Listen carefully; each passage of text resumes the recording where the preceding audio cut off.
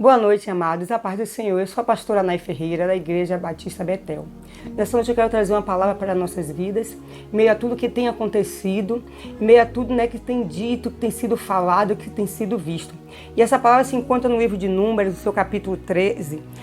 Vamos ler os versículos seguintes, que diz assim: E falou o Senhor a Moisés, dizendo: Envia homens que espiem a terra de Canaã, que hei de dar aos filhos de Israel. De cada tribo de seus pais enviarei um homem, sendo cada um príncipe entre eles. Aí o versículo 16 disse assim: Estes são os nomes do homem que Moisés enviou a espiar a terra. E Oséias, filhos de Num, Moisés chamou Josué.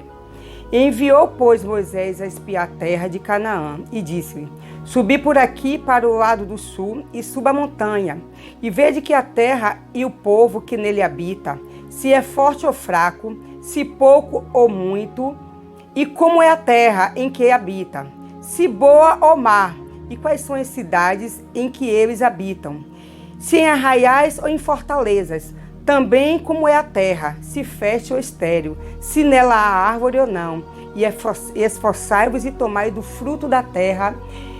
E eram aqueles dias o dia das primícias. Irmãos, essa palavra nos remete ao livro de Êxodo, quando Deus chama Moisés na sarça ardente. Ele diz a Moisés que o clamor do povo subiu ao ouvido dele, e ele envia Moisés para arrancar aquele povo do Egito, e ele diz a Moisés que dará aquele povo uma terra que mana leite e mel, mas que naquela terra haveria gigantes, haveria heveus, jebuseus, cananeus. E aí a palavra do Senhor declara que quando os espias chegaram até aquela terra, eles encontraram gigantes, eles encontraram um povo forte, encontraram uma terra boa, uma terra fértil, porque a palavra vai nos dizer que foram necessários 2 homens para que levasse um cesto, para que levasse um cacho de uva. Então aquela terra era uma terra boa. E o interessante, irmão, é que os espias, eles não olhavam a beleza que a terra tinha, eles não olhavam a novidade da vida que a terra tinha, eles só viram os gigantes, os espias, aqueles que amedrontavam. E mais interessante que no meio desses espias tinham 2, um chamado Caleb e um chamado Josué. A visão deles era totalmente diferente daqueles demais espias. Eu creio que Caleb e Josué, eles lembraram daquilo que Moisés tinha falado acerca da promessa de Deus, que daria uma terra que manava leite e mel, porque eles mesmos admitiam. Aqui no versículo 25 diz: O povo, porém, que habita nessa terra é poderoso, e a cidade fortificada e muito grande. E também ali vimos os filhos de Enaque, os amalequitas habitam na terra do sul, e os heveus, os abuseus, os amorreus habitam nas montanhas, e os cananeus habitam junto ao mar, na margem do rio Jordão. Observem que eles falaram tudo isso, porém cá em cima no texto ele dizia assim: E contaram e que disseram que fomos à terra que nos enviastes, e verdadeiramente mana leite e mel, e este é o seu fruto. Eles viram que a terra mandava leite e mel, era a terra da promessa. Eles viram o fruto que dava na terra, mas eles se apegaram aos gigantes, eles se amedrontaram. Mas existiam 2 junto com eles que não vinham dessa forma. Nessa noite eu quero falar com você acerca daquilo que você tem visto. Talvez você tenha visto, você tenha ouvido nos noticiários, que eu não posso deixar de falar do que está acontecendo no país e no mundo. Mas temos ouvido demais, temos visto demais e não temos tirado lição. Josué e Caleb tiraram a lição daquele lugar, porque a palavra diz que então Caleb fez calar o povo perante Moisés e disse: Certamente subiremos e passaremos em herança, porque seguramente prevalecemos contra eles. Ou seja, ele sabia que Deus era com eles. E nesse momento, muitos de nós nos desesperamos, irmãos, e não cremos na palavra do Senhor, que diz que o Senhor é quem guarda a nossa casa, é o Senhor que trabalha por nós. A palavra do Senhor fala no Salmo 91 que nós habitamos no esconderijo do Altíssimo, e nós não temos crido. Mas haviam aqueles 2 jovens em meio àqueles homens, que eles tinham uma visão completamente diferente. Eles não olharam para o gigante, para aquele povo. E o interessante é que quando Deus falou com Moisés, Deus disse que a terra manava leite e mel, mas que eles herdariam essa terra desse povo. Então, irmãos, Deus não me para que minta, nem filho do homem para que se arrependa. Se Deus disse que esse povo estaria lá, esse povo estaria.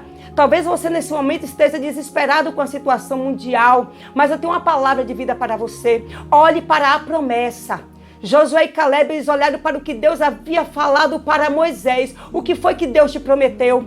Que visão você está tendo dessa situação toda? O que você tem tirado dessa crise mundial?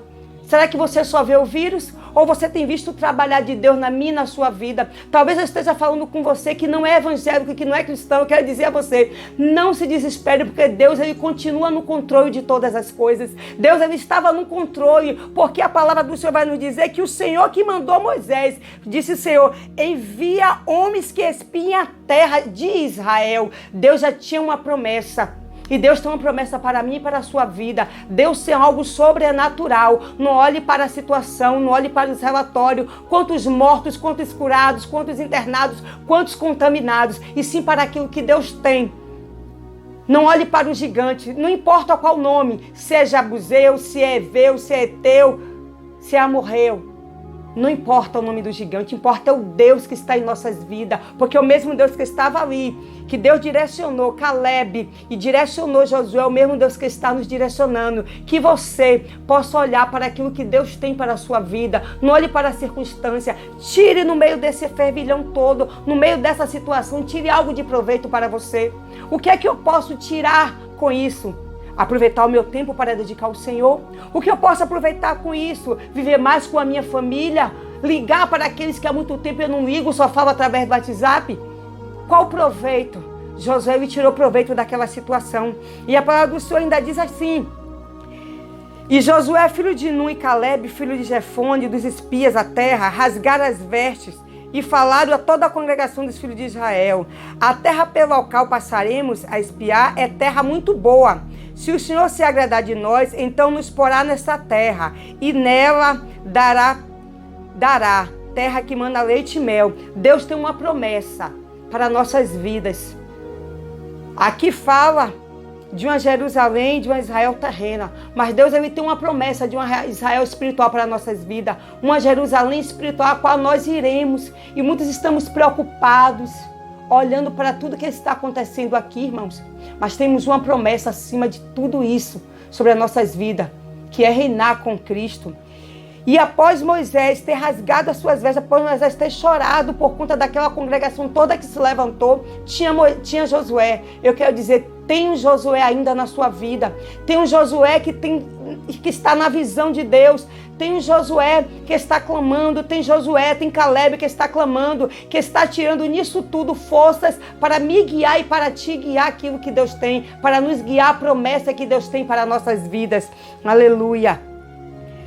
Ainda diz assim: tão somente não sejais rebeldes contra o Senhor, e não temas o povo dessa terra, porquanto são eles nosso pão. Retirou-se deles o seu amparo, e o Senhor é conosco. Não temais, não teme a peste, não tema a mortandade, não tema o que está acontecendo, porque o Senhor, ele é conosco. O Senhor, ele está no meio de nós. Não se preocupe com o que você tem ouvido, tão somente creia que há uma promessa para nossas vidas. E eu quero deixar aqui para você: não olhe com seus olhos físicos, olhe com seus olhos espirituais, porque nisso tudo Deus tem algo para tirar da minha e da tua vida, e que o Senhor nos abençoe em Cristo Jesus. Amém.